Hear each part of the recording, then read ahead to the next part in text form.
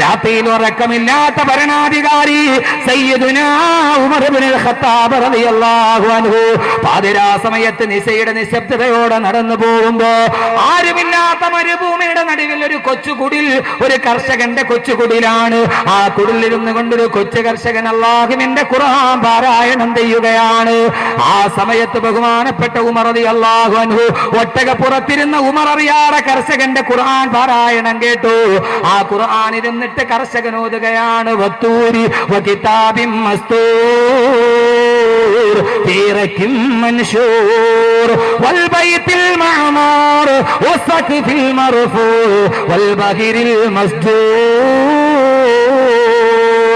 ഇന്ന അദാബ റബ്ബിക ലവാഖി ഇന്ന അദാബ റബ്ബിക ലവാഖി.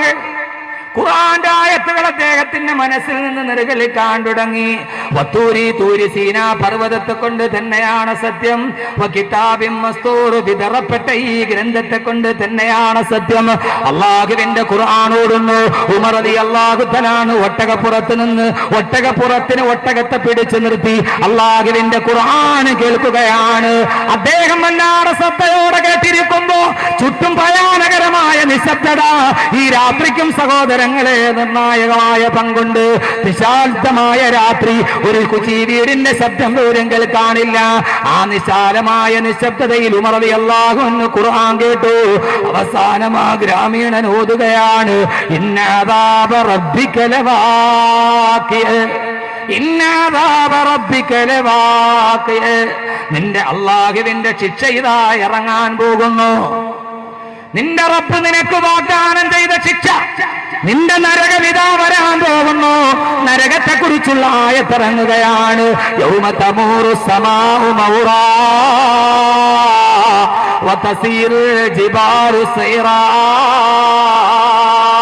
ശ്രദ്ധിച്ചു കേട്ടുകൊള്ളുക ചെറുപ്പക്കാരാ. അന്ന് പർവ്വതങ്ങൾ പല കഷണങ്ങളായിട്ട് പൊടിക്കപ്പെടും. അന്ന് ഈ ഭൂമി തകർന്ന് തരിപ്പണമാകും. അന്നാണ് കളവാക്കിയവർക്ക് നാശമുണ്ടാകുന്നത്.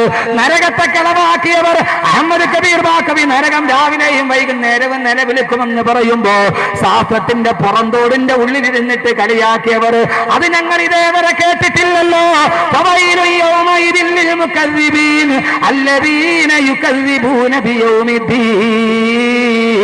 അല്ലാഹുവിന്റെ ഖുർആനാണ് പറയുന്നത്. അന്ന് കളവാണെന്ന് പറഞ്ഞവർക്കാണ് സർവനാശം. അവരെന്തിനാണ് കളവാക്കിയത്? അല്ലദീന യുകദ്ദിബൂന ബിയൗമിദ്ദീൻ. പരലോകത്തെ കളവാക്കിയവർ, നരകത്തെ കളവാക്കിയവർ, സ്വർഗത്തെ കളവാക്കിയവർ, അന്നാണ് അവരെ അട്ടഹസിച്ച് നിലവിളിക്കുക. സഹോദരങ്ങളെ, നരകത്തെ കുറിക്കുന്ന ആയത്ത് കേട്ടപ്പോ ഒട്ടകപ്പുറത്തിരുന്ന ഉമർ റളിയല്ലാഹു തആല ഞെട്ടിത്തെരിച്ചു പോയി. ഉമറിന്റെ കാല് വിറച്ചു, ഉമറിന്റെ കൈകൾ വിറക്കാൻ തുടങ്ങി. ഒട്ടകത്തിന്റെ കടിഞ്ഞാണ് കയ്യിൽ നിന്നറിയാതെ ഊർന്നു വീണുപോയി. ഇതേപോലെ വിശാലമായ നിശബ്ദതയുള്ള ഒരു രാത്രി, ഒരു ചീവീടിന്റെ മർമര ശബ്ദം പോലുമില്ലാത്ത ഒരു മരുഭൂമിയിൽ നരകമെന്ന വാക്ക് കേട്ടപ്പോ, അള്ളാന്റെ ശിക്ഷ എന്ന വാക്ക് കേട്ടപ്പോ ലോകത്തെ മുഴുവനും കിടുകിടാ വിറപ്പിച്ച ഖലീഫയുടെ കൈകൾ വിറച്ചു. ഒട്ടകത്തിന്റെ കടിഞ്ഞാൺ ഊർന്നു വീണു. ഹദീസിൽ കാണാം, ഉമർ റളിയല്ലാഹു അൻഹു ഒട്ടകപ്പുറത്തിരുന്ന് തേങ്ങി തേങ്ങി കരയാൻ തുടങ്ങി. കരഞ്ഞ് ഉമർ റളിയല്ലാഹു അൻഹുവിന്റെ മനസ്സ് വിങ്ങിയിട്ട് ഉമർ റളിയല്ലാഹു അൻഹു മെല്ലെ മെല്ലെ ഒട്ടകപ്പുറത്ത് നിന്ന് താഴെ ഇറങ്ങി. അപ്പോഴും അദ്ദേഹം ഓതുകയാണ്, യൗമ യുദഊന ഇലാ നാരി ജഹന്നമ ദആ യൗമ യുദഊന ഇലാ നാരി ജഹന്നമ ദആ അല്ലാഹുമ്മ അജിർനാ മിനന്നാർ അല്ലാഹുമ്മ അജിർനാ മിനന്നാർ. അല്ലാഹുവേ, നരകത്തിയിൽ നിന്ന് ഞങ്ങളെ കാക്കണേ അല്ലാ. വെള്ളിയാഴ്ച രാവിലെ ഈ ദുആ ഒരാൾ 7 പ്രാവശ്യം പറഞ്ഞാൽ അവൻ നരകത്തിൽ കടക്കില്ലെന്ന് നബി മുഹമ്മദ് മുസ്തഫ. പറയാൻ ഈ നാവുകൾക്ക് കഴിയുന്നില്ല. നമുക്ക് ദുആ ചെയ്യാം. അല്ലാഹുമ്മ അജ്റനാ മിനന്നാർ. അല്ലാഹുവേ, ഈ നരകത്തിൽ നിന്ന് ഞങ്ങളെ കാക്കണേ അല്ലാഹുവേ. യൗമ യുദഊന ഇലാ നാരി ജഹന്നമ ദആ. നാളെ നരകം കത്തിക്കാളുന്ന നരകത്തിലേക്ക് അള്ളാഹുവിന്റെ മാലാഖമാര് പേര് വിളിക്കുന്ന ദിവസം ഉമർ റളിയല്ലാഹു അൻഹു ഞെട്ടിത്തരിച്ചു പോയി. അള്ളാഹുവേ, ഉമറിന്റെ പേരെവിടെ? നരകത്തിന്റെ പേരിലോ അതല്ല സ്വർഗത്തിന്റെ പേരിലോ? പേടിച്ചു വിറച്ച് ഒട്ടകത്തിന്റെ പള്ളയിലോട്ട് ചാരി നിന്ന് ഉമർ റളിയല്ലാഹു അൻഹു. ആരാണ് ഉമർ? ആരാണ് ഉമർ? ഞാൻ മിഅ്റാജിന്റെ യാത്ര പോയപ്പോ സ്വർഗത്തിലൊരു മണിമാളിക കണ്ടു. അതിന്റെ കവാടത്തിൽ എഴുതി വെച്ചിരിക്കുന്നു റഅയ്തു ബിൽ ജന്നതി മക്തൂബൻ ബിസ്മി ഉമറ. ഉമറിന്റെ പേരെഴുതിയ ഒരു വാതിൽ ഞാൻ സ്വർഗത്തിൽ കണ്ടെന്ന് പറഞ്ഞ ഉമർ റളിയല്ലാഹു അൻഹു പേടിച്ചു വിറച്ചു. വീണു പോകാതിരിക്കാൻ ഒട്ടകത്തിന്റെ പള്ളയിലോട്ട് ചേർന്ന് നിന്നു. അവസാനം ഉമർ റളിയല്ലാഹു അൻഹു മെല്ലെ മെല്ലെ നടക്കാൻ തുടങ്ങി. ഒട്ടകപ്പുറത്ത് കയറിയിട്ടല്ല, ഒട്ടകത്തിന്റെ കടിഞ്ഞാണ് പിടിച്ച് ഉമർ റളിയല്ലാഹു അൻഹു ആ രാത്രിയിൽ മെല്ലെ മെല്ലെ നടന്നു. നേരെ പോയിട്ട് വീട്ടിലേക്ക് കയറിയിട്ട് പുതപ്പ് പുതച്ച് കിടന്നുപോയി. എന്റെ ശബ്ദം കേൾക്കുന്നവരെ, അന്ന് ഉമർ റളിയല്ലാഹു അൻഹുവിന് കലശലായ പനി പിടിച്ചു. ഏത് പനി എന്നറിയുമോ? നരകത്തിന്റെ ആയത്ത് കേട്ട ഉമറിന് കലശലായ പനി. ഒരു മാസം കഴിഞ്ഞിട്ടാണ് കിടന്ന കിടപ്പിൽ നിന്ന് സയ്യിദുനാ ഉമർ റളിയല്ലാഹു അൻഹു എഴുന്നേറ്റത്. നരകത്തെ കുറിക്കുന്ന ഒരായത്ത് രാത്രിയിൽ കേട്ടപ്പോ അത് കേട്ടിട്ട് പനി പിടിച്ചിട്ട് മൂടിപ്പിടിച്ച് കിടന്നുറങ്ങിപ്പോയി. ഉറക്കം വരുന്നില്ല, ഞെട്ടിയെഴുന്നേക്കുന്നു. ആ കിടപ്പിൽ നിന്നെഴുന്നേക്കാൻ ഒരു മാസം കഴിഞ്ഞിട്ടും ഉമർ റളിയല്ലാഹു അൻഹുവിന് കിടുകിടാവിറക്കുന്ന പനി മാറിയിട്ടില്ലെന്ന് നബി മുഹമ്മദ് മുസ്തഫ. നമ്മൾ ഈ ആയത്ത് ഓതുന്നുണ്ട്, എത്രയോ പ്രാവശ്യം നമ്മൾ കേൾക്കുന്നുണ്ട്. അല്ലാഹുവേ, ഞങ്ങളെ നരകത്തിയിൽ നിന്ന് നീ കാക്കണേ തമ്പുരാനെ. അല്ലാഹുവേ, നരകത്തിയിൽ നിന്ന് ഞങ്ങളെ കാക്കണേ തമ്പുരാനെ. അല്ലാഹുമ്മ അജിർനാ മിനന്നാർ. വെള്ളിയാഴ്ച ഖതീബ് ഖുത്ബ ഓതുമ്പോ രണ്ടാമത്തെ ഖുത്ബയിൽ 3 പ്രാവശ്യം പറയും അല്ലാഹുമ്മ അജിർനാ മിനന്നാർ. നമുക്ക് ഗൗരവമറിയാതെ താടയ്ക്ക് കൈയും കൊടുത്തിട്ട് കുനിഞ്ഞിരിക്കും. പക്ഷേ ആ സമയത്ത് ആമീൻ പറഞ്ഞു. ഒരു വെള്ളിയാഴ്ച രാവിലെ 7 പ്രാവശ്യം ഇത് പറയുന്നവൻ, പ്രത്യേകിച്ച് വെള്ളിയാഴ്ച സുബഹി നമസ്കാരത്തിന് ശേഷം ഒരാൾ അല്ലാഹുമ്മ അജിർനാ മിനന്നാർ എന്ന് 7 പ്രാവശ്യം പതിവായി പറഞ്ഞാൽ അല്ലാഹു നാളെ അവനെ നരകത്തിൽ നിന്ന് കാക്കുമെന്ന് നബി മുഹമ്മദ് മുസ്തഫ. നരകത്തിൽ നിന്ന് രക്ഷപ്പെടാൻ 17 കാര്യങ്ങളുണ്ട്. ബാക്കി 16 നാളെ പറയാം. ഇത് വളരെ നൈസായിട്ട് ചെയ്യാൻ പറ്റും. ഒന്ന് ചിന്തിച്ചു നോക്കി സഹോദരങ്ങളെ, എന്താ കൽബിലൊരു പേടിയില്ലാത്തത്? എന്താ കൽബിലൊരു പേടിയില്ലാത്തത്? നരകത്തെക്കുറിച്ച് കേൾക്കുമ്പോൾ യഥാർത്ഥത്തിൽ നമ്മുടെ യാത്ര നരകത്തിലേക്കല്ലേ? നമ്മൾ ഇന്ന് പോകുന്നത് വെച്ച് നമ്മൾ എവിടെയാണ് എത്തിച്ചേരുക? ഒന്നിനും നമുക്കൊരു പേടിയില്ല, ഒന്നിനും ഒരു പേടിയില്ല. എൻ്റെ പൊന്നു സഹോദരങ്ങളെ, ഏറ്റവും നന്നായിട്ട് ജീവിക്കുന്നവന് നരകം മേടിക്കാൻ 1 നിമിഷം മതി. എത്ര മുത്തക്കിയായിട്ട് ജീവിക്കുന്ന ഒരു മനുഷ്യനും നരകം മേടിക്കാൻ എത്ര സമയം മതി? ഒറ്റ സമയം മതി. പക്ഷെ എൻ്റെ പൊന്നു ചെറുപ്പക്കാരെ, എനിക്ക് നിങ്ങളോട് വലിയ സ്നേഹമുണ്ട്. അഹമ്മദ് കബീർ വാക്കവിയുടെ വാള് കേൾക്കാൻ എല്ലായിടത്തും പാഞ്ഞ് നിങ്ങളെത്തും. പക്ഷെ ഞാൻ പറയുന്നു, പ്രതികൂലതയിൽ പിടിച്ചു നിൽക്കുന്നു. ഇതേത് സമയത്ത് നഷ്ടപ്പെട്ടു പോകാം, ഏത് സമയത്തും വഴി തെറ്റാം. നന്നായിട്ട് ജീവിക്കുന്ന ഒരാൾക്ക്, നന്നായിട്ട് ജീവിക്കുന്ന ഒരു പെണ്ണിന് നരകത്തിൽ പോകാൻ 1 നിമിഷം മതി. എപ്പോ അല്ലാഹുവിന്റെ പ്രവാചകൻ പറഞ്ഞു, ലാ യസ്നി സാനി ഹീന യസ്നി വഹുവ മുഅ്മിൻ. ലാ യസ്നി സാനി ഹീന യസ്നി വഹുവ മുഅ്മിൻ. ഒരു മുഅ്മിനായ മനുഷ്യൻ, അല്ലാഹുവിന് വിശ്വാസമുള്ള മനുഷ്യൻ, അല്ലാഹുവിനെ പേടിയുള്ള മനുഷ്യൻ, അവൻ 5 നേരം നിസ്കരിക്കുന്നവനാണ്.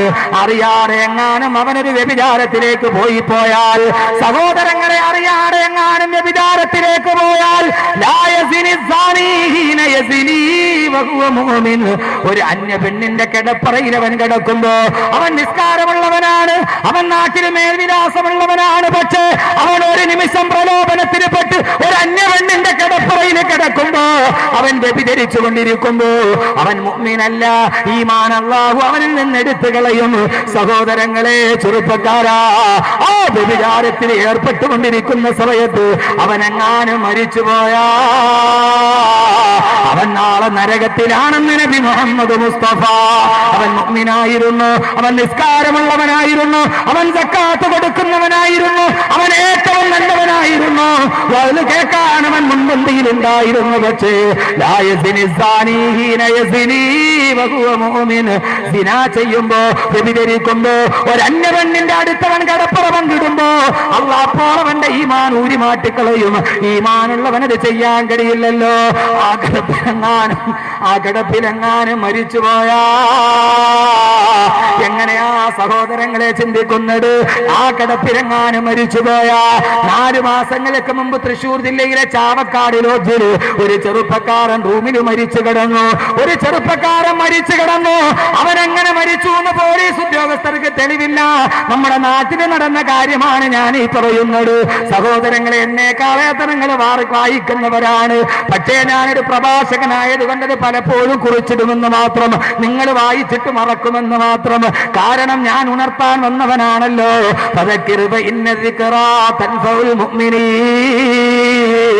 നടന്ന കാര്യങ്ങളൊക്കെ ഒന്ന് ഓർമ്മിപ്പിച്ചു കൊടുക്കും നബിയെ. കേൾക്കുന്നവർക്കതിലേക്ക് പോകാതിരിക്കാൻ കഴിഞ്ഞാലോ? ഒരു പ്രഭാഷകനായതുകൊണ്ട് ഞാൻ ഓർമ്മച്ചപ്പിന് കുറിച്ചിടുമെന്ന് മാത്രം. പോലീസ് ഉദ്യോഗസ്ഥർ വന്ന് എങ്ങനെ കൊന്നെന്നറിയില്ല. വിഷം കുടിച്ചിട്ടില്ല, അവൻ തൂങ്ങി മരിച്ചിട്ടില്ല, അവനെ ആരും മർദ്ദിച്ചിട്ടില്ല, അവന്റെ ശരീരത്തിൽ ഒരു പോറൽ പോലുമില്ല. സഹോദരങ്ങളെ, കൊലപാതകം എങ്ങനെ? അവൻ സൈനൈഡ് കഴിച്ചിട്ടല്ല, അവന് വാഹനാപകടം സംഭവിച്ചതല്ല, അവന്റെ ശരീരത്തിലെ ഒരു രോമം പോലും പൊടിഞ്ഞു പോയിട്ടില്ല. പക്ഷേ അവസാനം കാതകനാരെന്നറിയുമോ? കാതകനല്ല, കാതകിയാണ്. അവന്റെ കൂടെ മുറിയെടുത്ത ഒരു പെണ്ണ്, 3 മക്കളും ഒരു ഭർത്താവുമുള്ള വീട്ടിലെ പെണ്ണ്. ആ പെണ്ണിനെയാണ് അറസ്റ്റ് ചെയ്തത് പിറ്റേ ദിവസം പത്രത്തിൽ. എന്താണെന്നറിയോ? അള്ളാന്റെ റസൂൽ പറഞ്ഞത് കേൾക്കുക. എന്താണെന്നറിയോ? അവൻ എങ്ങനെ മരിച്ചെന്നറിയുമോ? സഹോദരങ്ങളെ, ആ പെണ്ണ് പോലീസിനോട് പറഞ്ഞ മൊഴി എന്റെ ഭാഷയല്ല, നിങ്ങൾക്ക് ഇഷ്ടപ്പെട്ടില്ലെങ്കിൽ മറന്നു കളയണം, അപ്പോൾ തന്നെ മറന്നു കളയണം. റസൂലുള്ളാഹിയുടെ ഒരു വാക്കിന്റെ ഗൗരവം പറയാൻ കൺമുമ്പിൽ കണ്ട ഒരു ഉദാഹരണം പറയുകയാണ് ഞാൻ. ആ പെണ്ണ് പറഞ്ഞു, ഞാൻ ഇവരുമായി മുറിയെടുത്തു, പല പ്രാവശ്യം ഞങ്ങൾ ശാരീരിക ബന്ധത്തിലേർപ്പെട്ടു, ഞങ്ങൾക്ക് പെട്ടെന്ന് പിരിയേണ്ടുള്ളത് കൊണ്ട് ക്രമത്തിലധികം ശരീരത്തിന്റെ ആരോഗ്യത്തിനപ്പുറം ജീവിതത്തിലേക്ക് ഞങ്ങൾ സുഖങ്ങളിലോട്ട് കടന്നു പോയപ്പോ ഒരു പ്രാവശ്യം അവൻ പെട്ടെന്നൊന്ന് ആഞ്ഞു വലിക്കുന്നത് കണ്ടു. പെടഞ്ഞു വീണിട്ട് അയാൾ എന്റെ കൺമുമ്പിൽ മരിച്ചുപോയി. അങ്ങനെ ഞാൻ ഇറങ്ങി ഓടി ലോഡ്ജ് മുറിയിൽ നിന്ന്. അള്ളാന്റെ റസൂല് പറഞ്ഞതായ ഒരാൾ വ്യഭിചരിച്ചു കൊണ്ടിരിക്കുമ്പോൾ മരിച്ചാൽ, സഹോദരങ്ങളെ, ചാവക്കാടുകാരൻ സാദിഖെന്ന് പറയുന്ന ചെറുപ്പക്കാരൻ മരിച്ചത് വ്യഭിചാരത്തിന് അവന്റെ പെണ്ണിന്റെ കൂടെ കിടക്കുമ്പോഴാണ്. അല്ലാഹു പറഞ്ഞു, ഫഖദ് ഹറമല്ലാഹു അലൈഹിൽ ജന്ന, അവൻ അല്ലാഹു സ്വർഗ്ഗം ഹറാമാക്കി. അതുകൊണ്ട് സഹോദരങ്ങളെ, ചെറുപ്പക്കാരാ, എന്റെ ശബ്ദം കേൾക്കാൻ താല്പര്യത്തോടെ എത്തുന്നവരെ എപ്പോഴും ജീവിതത്തിൽ പിടിച്ചു നിൽക്കണം. ആ സമയത്തെങ്ങാനും മരിച്ചുപോയാൽ 10,000 പറ കണ്ടതും വെള്ളത്തിലാ. തടവാസ്താട് പറഞ്ഞതുപോലെ 10,000 പറ അമൽ ചെയ്താലും അത് വെള്ളത്തിൽ എഴുതിയതുപോലെയാ. അള്ളാഹുവിന്റെ റസൂൽ വീണ്ടും പറഞ്ഞു, ഒരു കള്ളുകുടിയൻ കള്ളുകുടിക്കുമ്പോ ആ സമയത്ത് അവൻ മുഅ്മിനല്ല, അവൻ ആ സമയത്ത് കാഫിറാണ്, അവൻ ഈമാന്റെ ചൈതന്യമില്ല. ഈമാൻ ഒരു കുട പോലെ അവന്റെ തലയുടെ മുകളിൽ എഴുന്നേറ്റ് നിൽക്കും. അള്ളാഹുവിന്റെ റസൂൽ പറഞ്ഞ ഒരാള് മദ്യപിച്ചു കൊണ്ടിരിക്കുമ്പോ ആ മദ്യപാനത്തിന്റെ ഇടയിലെങ്ങാനും മരിച്ചുപോയാ, മോനെ, സ്വർഗമുറപ്പാക്കിയവതിന് നരകം വാങ്ങിക്കാണൊറ്റ സമയം മതി. ഇതേവരെ നീ മദ്യപിച്ചവനായിരിക്കാം, ഇപ്പോൾ നീ പള്ളിയിലായിരിക്കാം, ഇവിടെ തടിച്ചുകൂടിയ ചെറുപ്പക്കാരിൽ എത്രയോ ചെറുപ്പക്കാര് നാളെ പരലോകത്തിന്റെ അഭിമാനമല്ലേ? അഹമ്മദ് കബീറിന്റെ വാക്കിന്റെ അഭിമാനമല്ലേ? പട്ടച്ചാരായം വീടിന്റെ ഉമ്മറത്തിരുന്ന് കോരി കുടിച്ച എത്രയോ ആളുകൾ ഇന്ന് അല്ലാഹുവിന്റെ പള്ളിയിൽ നിന്നിറങ്ങാറ് ഈ വിനീതന്റെ വാക്ക് കേട്ട എത്രയോ നൂറുകണക്കിന് ചെറുപ്പക്കാർ ഇവിടെയില്ലേ?